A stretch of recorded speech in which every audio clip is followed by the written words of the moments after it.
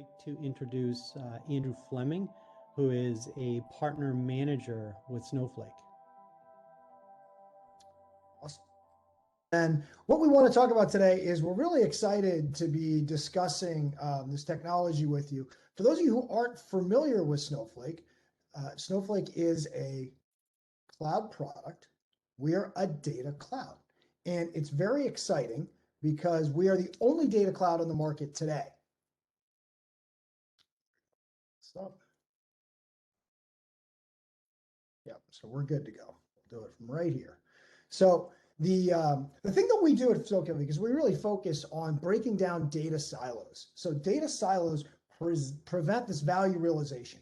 If you think about how data is presented in today's form, a lot of times data is broken down into different silos. The silos may be hardware constraints. They might be in some sort of box, like a Teradata and a Teza box, for instance, and they might not be able to span multiple boxes. They also might in certain business units. Different business units have different buying criteria. So maybe a business unit liked one technology, another business unit liked another technology.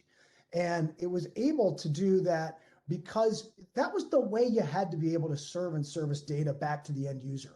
A lot of that had restrictions around IOPS, around disk space, a lot of the traditional challenges you have. Well, today, what we're able to do is we're able to break down a lot of these silos with Snowflake. Because Snowflake is a global data cloud. And there's a couple different components of the global cloud network. One is access, right? You have to be able to provide access to any user within the cloud.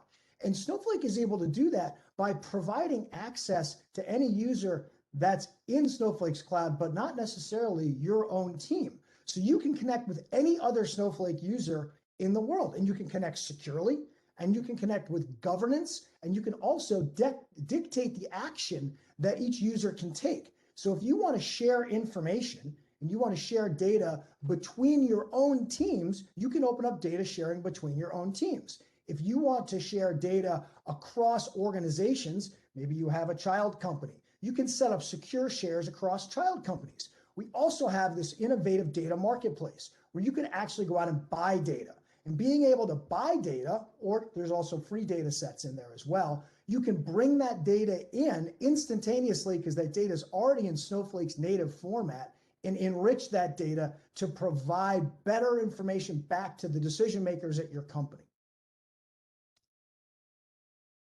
The other feature of a cloud that's a requirement is you have to be global, right? You have to be able to span multiple regions. And in today's day and age, you have to be multi-cloud. There is a large component of the environment today, the buying environment, that has concerns around cloud providers and understanding that they might not necessarily be married to the same cloud provider for the rest of their life. They might want to change. Well, you can buy Snowflake as an integrated instance inside of AWS, inside of Azure, and inside of GCP. And you can even cross-replicate. So if you wanted to buy Snowflake at AWS East, you can cross-replicate to Azure West. It's the same instance of Snowflake inside of those clouds. You never actually get a bill from the cloud provider either. You only get a bill from Snowflake for the data you put into Snowflake. So it allows you the flexibility to be able to put your data in a secure cloud that you can move anywhere you want in the future, and you can also regionally break it up. If you've got business units overseas and they need their own specific cloud, you can help with that as well. So really innovative technology, and it's multi-cloud as well. And the thing that powers this is our data platform, right? And we focus on 6 use cases. Steve is going to get into some of the use cases from his past life and what he implemented. But one of the use cases that we see is data engineering, making edits to data, bringing data sets in. We also see more customers understanding data lake.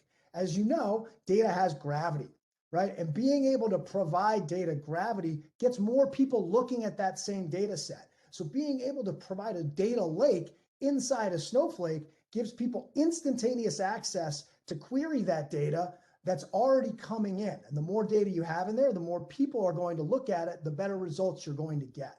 Data warehouse in the middle is our classic use case. That's where we were born in 2012. And data science and data applications are the 2 most exciting areas that we're seeing today. We're seeing a lot of customers asking us about data science, and Steve and the Focus team can help you with that as well. Data sharing I touched on, but that's being able to either bring data sets in from a third party or being able to share data between your teams and organizations. This is a real visualization of the data cloud. We lovingly call this the Death Star slide, as everybody can see. But the data cloud is a connected network. These are all of the different connections users are making with our marketplace and pulling data sets in. As you can see, the COVID-19 data set, which was created by Star Schema, is a free data set that's based on the Johns Hopkins data that's published daily. That data set had over 4,000 shares. That means people went, borrowed that data set, brought it into their Snowflake environment, and ran analytics against it. That's why you see such a density there. Just to give you a reference point, we have a little over 4,000 customers today. So it was almost one for one the people that brought that data set in to understand how that data could help them in the future. And then we'll just do one quick example of a real marketplace. So if you're a retail customer, is the example we've got here today, and you want to understand, how can I use the data cloud to my advantage? Well, you can look at your customer data set. You can look at the stores you operate, and you can pull in weather data natively. And that weather data coming in natively now allows you to run analytics against weather patterns, future or historical, and predict, oh, you know what? It's going to be cold in the northern part. We should move our cold weather products there. Or we're seeing a trend where it's going to get warmer in the south faster. We should start moving our southern products there, our warmer climate products. You can even match that data with data from Epsilon that understands attributes like my age, my marital status, my financial status, and try and figure out, how do you specifically market to your customer, creating a real customer 360. And all of this is, you have the ability to do this because of the power of the data cloud, using your information and your data and taking other external data sources and enriching that data to give you a better view of your customer today. With that, I'm going to turn it over to Steve, who's the VP of Data Analytics. Great, thanks, Andrew. Appreciate that context. Before we move on, I'll just check to see if there are any questions while I'm beginning my share.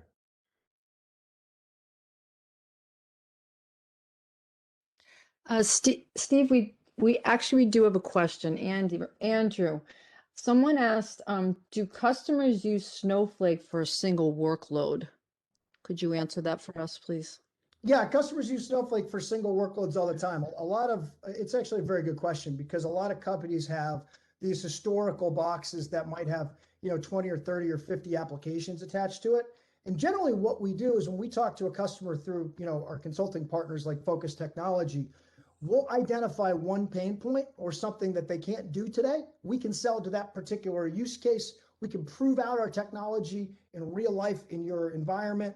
And then what a lot of customers then will do is find other use cases they want to bring in because of the cost efficiencies of Snowflake, as well as the benefits that they get. Okay, and we have one more question. How do I get started with Snowflake? So there's two ways you can get started. You can get started on your own using a free trial today. You can go to our website and you can download a free trial. You can play around with it. But what we really recommend is, Steve and the team at Focus just giving you an overview. In 30 to 60 minutes, we can talk through some of the use cases in your environment. We can look at where a benefit may be that you can use the data cloud, as well as trying to understand what your goals are as an organization. But it's very easy to get started, and you can move data almost instantly. Andrew, we have another one. Is Snowflake export controlled for things like government, military manufacturing? Yes, we do. We are FedRAMP today. There is one more step to be DoD FedRAMP, but we do have the ability to work in federal, civilian, as well as state and local today. I think that's it for questions for Andrew. Steve, if you'd like to continue. Great, thanks, Anita, and thanks, Andrew. Appreciate it. So before I get started, obviously the slide depicts the 5 capabilities that I'm going to be discussing that we at my prior employer, which was a Fortune 100 global retailer, use Snowflake for. But I just want to tell a little story because, it's both comical now looking back, but it sets the context for why I'm so bullish on Snowflake and the technology. After having stepped into the role of leading the data and analytics function for this global retailer, I was getting calls from my CIO who was getting calls from the head of the global buying office. And it was because we had an application that the buyers out in the field leveraged quite extensively. And that happened to be built on some of our traditional architecture. Um, and that traditional architecture was not scaling and performing to their needs. So they were struggling to get the information that they needed in order to close deals out in the field. And it was, the buyers were the lifeblood of the company. So any inefficiencies in that process was going to cause some significant pain. So as you can imagine, that was of top priority. We were looking at Snowflake and we were evaluating the technology to try to see where it fit. And we thought this was a perfect opportunity to prove it out. All we did is we swapped out the back end of this application with an extra small warehouse. And overnight, the problem went away. And that's when I became a true believer and a little bit cuckoo for Cocoa Puffs on the technology. I was sold. We started to do a much deeper dive into the technology and all the other things that we could benefit from. And again, I'm going to talk about data democratization, security, privacy, compliance, self-service enablement, collaboration, and data science. But I just wanted to give that backdrop, why, like how we started with Snowflake, why it was so important to us, and then what we did when we brought in that technology. Whoops. Let me step back. Okay, so data democratization. As you can imagine, everybody suffers with data that lives everywhere, disparate sources, and you're trying to rationalize that. Traditionally, you would bring all that data into a centralized data warehouse. You might have traditional ODS, move it into a warehouse, then move it out to Mart so that it's performant. All of that can be a very lengthy and costly process. With Snowflake, the ingestion of the data and within the ecosystem, the management of that ecosystem, it's extremely efficient and it makes that process very easy. We had with our traditional architecture concurrency problems. And what I mean by that is, our data appliance was great at deep analytical queries, but what it struggled with is the litany of shallow queries. So we had hundreds of users who were trying to get access and insights to data, and they were banging away at our data appliance. And at the same time, we're trying to run our batch jobs to load data to support a global community. So you can imagine folks over in Europe trying to access data while the US batch job is running. There's a lot of contention, and therefore there's going to be performance issues. Given the elasticity of Snowflake, your concurrency issues go away. And again, that was another key driver for us in democratizing data so that we could get over the inefficiencies of our existing platform so that we could make data accessible across all the different business functions and departments and geographies that we had to service. So it was a game changer for us. Without that, what we found and what we experienced was, the business had to run. They couldn't wait for performance challenges. So they went around the current stack. They built what I term is spread marts. They would extract data onto spreadsheets and they would do their analysis there. Or they would build their own databases. So we had sort of shadow IT living everywhere. But although that wasn't ideal from a management standpoint and a security standpoint, which I'll get into in a moment, the business needed to do that in order to drive their business. So we couldn't really fault them for that. But Snowflake allowed us to eliminate the need for that. No longer would you need to extract data from the ecosystem because the ecosystem is extremely performant. So it allowed you to do your analysis in one place and then share that analysis with others, which I'll get into when we talk about collaboration.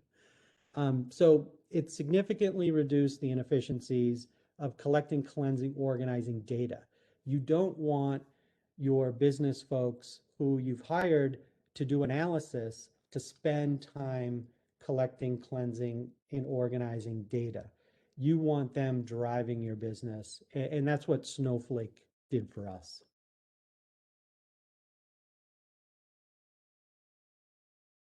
So moving into data security, privacy, and compliance, I talked about the fact that our business folks would build out their own sort of data ecosystems in order to continue business innovation. That supported that business innovation in driving the business forward. But what it did is it created an environment that data lived everywhere. And when you don't have control over where your data lives, then you're going to have a tough time adhering to compliance, and you're going to be vulnerable to security and privacy breaches. So again, Snowflake allows you to collect and centrally manage that in a very easy to use, performant ecosystem. So there is no need to bring data to external entities. You know where your data is, where it's coming from, your lineage, who's using it, what they're using it for, et cetera. Data secure, whether it's at rest or at motion, and you can configure it so that only data consumers only have access to the data that they need. And I'll talk in some other patterns of how we did that in order to make that both performant and usable as well as secure. Another interesting note, back when we were looking at Snowflake, moving data to the cloud, makes people a little squirrely sometimes. So we sat down with our CISO and our extended security team, and we had Snowflake walk through their security architecture. And, it was by far, to a person in the room, the best security architecture a vendor has ever presented to us. And, we were sold on that. It was just locked down. It made us feel really secure and good about moving forward and putting our data in the cloud, especially since it was going to be in Snowflake. Before I move on, are there any questions?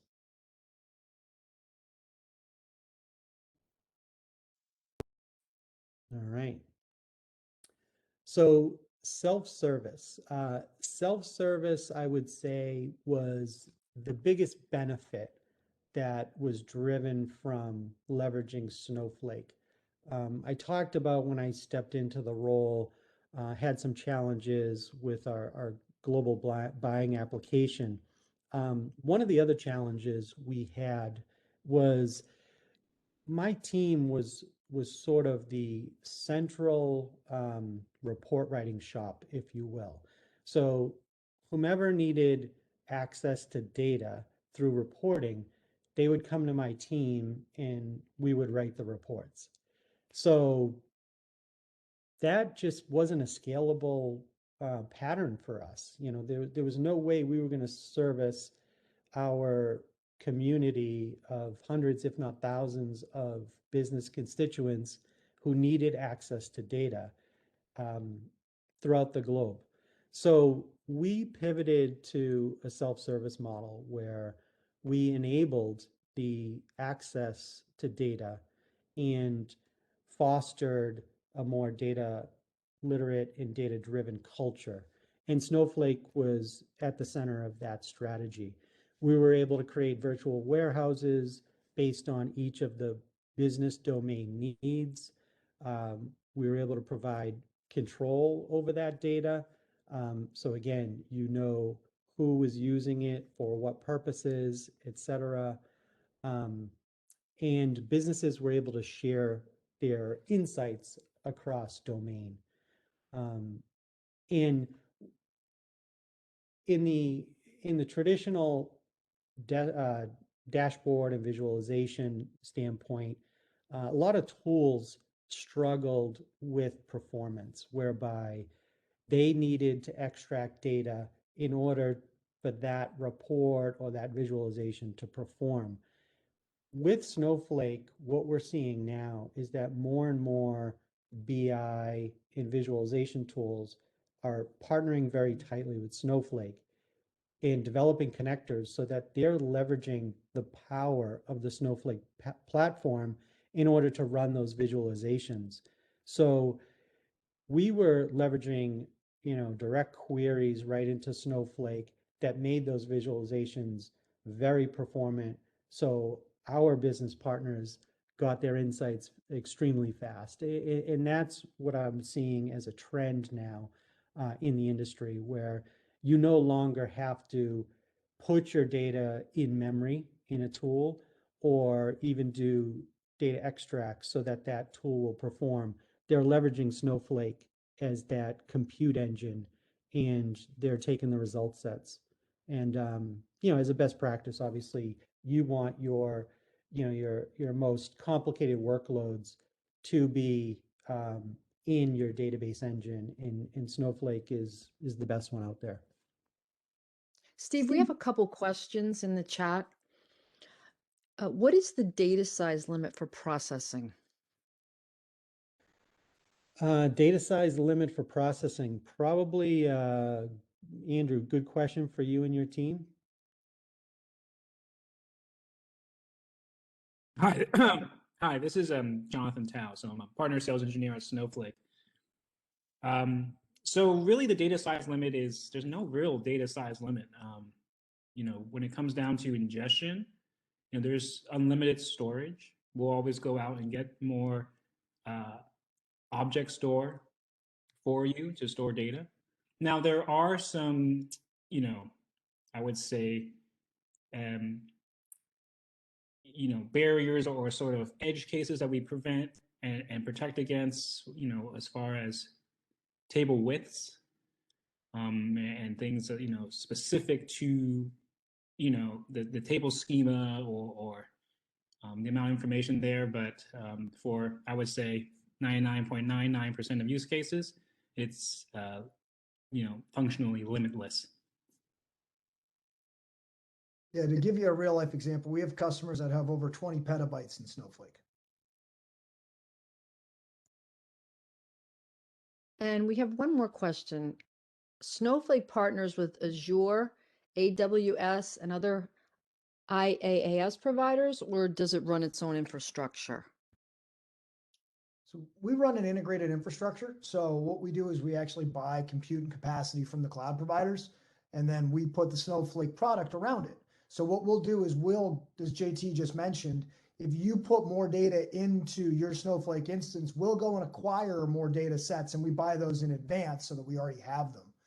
And then they're reserved. So they're for you and your own system. And then when you go out and you need more compute, you can go out and request the compute you need. The compute is only charged as you're using it. And then when you spin that query down, that compute goes back to the grid for somebody else.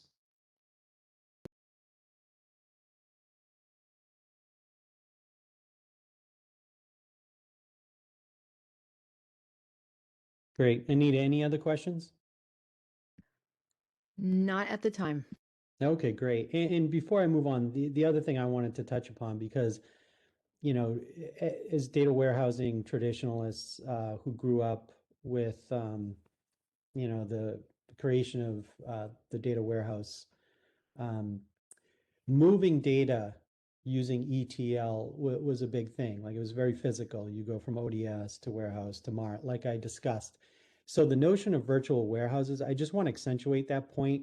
It's truly virtual. It's not physical. So you're not copying or replicating data. It's a pointer back to your base data. So when data changes, everybody sees that. But it's a way to to segregate your data so that only that business unit is seeing the data that they need to, and you're applying compute power where you need it, and you're doing that um, in a manageable fashion. So you can spin things up and spin things down. You can resize warehouses, et cetera. So again, I just want to accentuate that point that it's virtual. You are not physically moving data around, which obviously creates complexity in your ecosystem. We did get another couple of questions. We have an ETL process where we have to deal with large petabytes telecom data. So I want to know how fast it processes. Yeah, I mean, it depends, obviously, right? The lift and the complexity of the transformation. You know, again, that working on with that much data is something that, you know, many organizations, many customers of Snowflake do on a daily basis. So it's nothing that we're scared of. And you know, if you're interested, you know, let's look at a POC. Let's look at testing out that data. Yeah, and Also, give you an idea about it as well is if you think about, Steve mentioned an extra small. The way that you can acquire Snowflake and use Snowflake is you can use it in what we call t-shirt sizes. So you can go up to a 6XL today, which is over 1,500 CPUs. So you're thinking about, if you're trying to do that on a box, you're constrained by IOPS, you're constrained by disk, and you're constrained by network bandwidth. We can go out and grab 50 times what the box can grab, and you can process it in parallel. So a lot of the jobs we run are multitudes faster, but like JT said, complex ETL job, we might want to dig into it a little bit before we give you an answer. here's another good question. Are there any issues working across different platforms? I'm assuming that's in relation to multi-cloud, you know, data sharing or failover replication across region, cross cloud. The answer is no, right? So, you know, Snowflake has feature parity across, you know, where it's hosted or the infrastructure that it's using, and we take care of all of the, again, the infrastructure needed to have Snowflake run exactly the same, no matter where it is, either regionally or based on whatever cloud vendor that it happens to be using.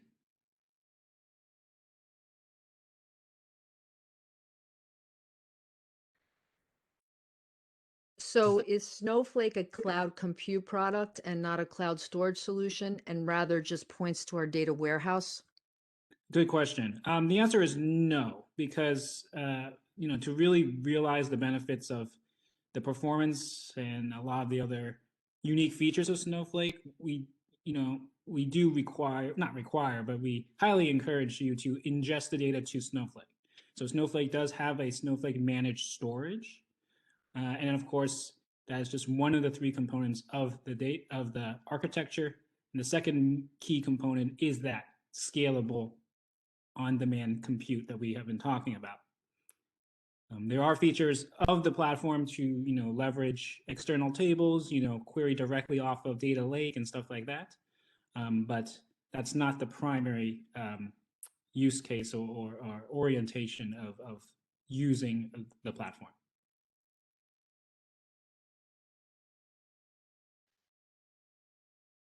All right. Anything else, Anita? I think you're good. Go ahead, Steve. All right, great. So I'm going to move on to collaboration. Collaboration obviously is a big word that has lots of different meanings. What I mean here is really because you're bringing your business constituencies to the ecosystem, they're able to create and share their work products more readily. And that was a key tenet, obviously, of self-service enablement.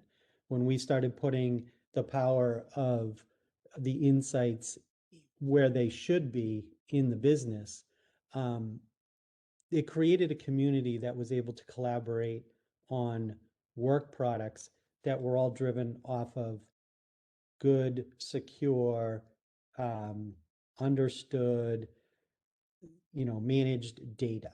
And that's really what you want for your organization. We even allowed for a facility to bring your own data, without going through the nuts and bolts of it. We were running on Microsoft Azure, so we could land the data in Azure Data Lake Store and ingest that through Snowpipe into Snowflake, and make that really easy, so that if we didn't have a system of record, that the business people could bring their own data to the environment. The other thing around collaboration that I want to speak about, because it's become, I think, one of the biggest selling points of Snowflake is really around data sharing. So if you think about traditional data sharing, you need to agree with a third party on how you're going to get the data, what data you're going to get, what the file is going to look like. You have all this contractual, um, you know, contractual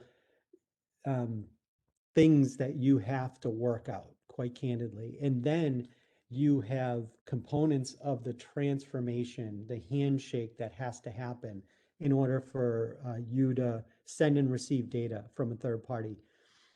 With a Snowflake to Snowflake relationship, you can expose data as if you're looking into the database itself. It's just extremely easy. So, we were working with our providers, whether it was credit card or weather data, and it was just a much more efficient way of sharing data through different vendors.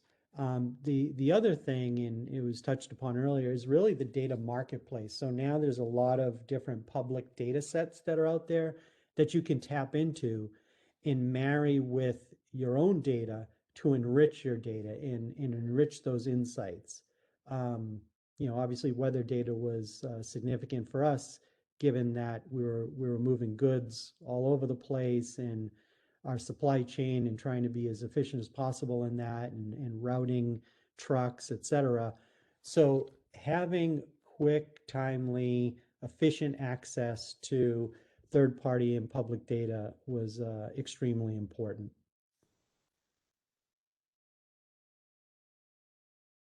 Any questions on that one? All right. Moving on, lastly, to data science. So really, what we were doing, my team was enabling the data scientists. We weren't doing the data science work. We were providing the ecosystem in which the data scientists could do their work on. However, what I've experienced in data science is that, the traditional data scientists like to, they need access to a ton of data, right? And they like to bring that data down onto their local machine where they can have control over the data itself, as well as the horsepower, so there's no contention. Now, that lends itself to a lot of different, nefarious opportunities around security, risk, et cetera. So, you don't want to have your data be extracted and then go on a local machine, and then you don't know where that machine's going. The other thing is, a lot of times the data scientists needed admin rights to that machine so that they could deploy tools that they like to use against the data. That opened up a security hole as well.